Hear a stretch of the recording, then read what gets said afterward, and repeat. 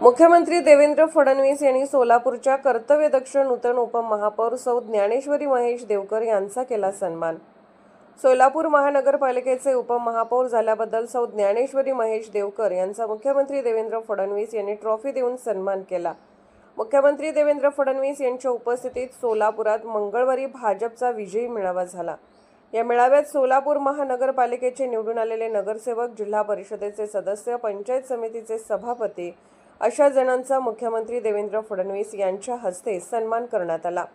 या कार्यक्रमास पालकमंत्री जयकुमार गोरे यांच्यासह जिल्ह्यातील आमदार, भाजपचे पदाधिकारी उपस्थित होते। सोलापूर महानगरपालिकेच्या उपमहापौर ज्ञानेश्वरी महेश देवकर यांचा मुख्यमंत्री फडणवीस यांनी ट्रॉफी देऊन सन्मान केला व पुढील कार्यास शुभेच्छा दिल्या। आज सोलापूर आगमनाच्या निमित्ताने सोलापूर महानगरपालिका उपमहापौर सौ ज्ञानेश्वरी महेश देवकर यांनी विठ्ठल रुक्मिणी मूर्ती प्रदान करून मुख्यमंत्री देवेंद्र फडणवीस यांचे सन्मानपूर्वक स्वागत केले। सोलापूर महानगरपालिकेच्या उपमहापौर झाल्यानंतर मुख्यमंत्र्यांच्या हस्ते सन्मान झाल्याबद्दल सौ ज्ञानेश्वरी देवकर यांनी समाधान व्यक्त केले आहे।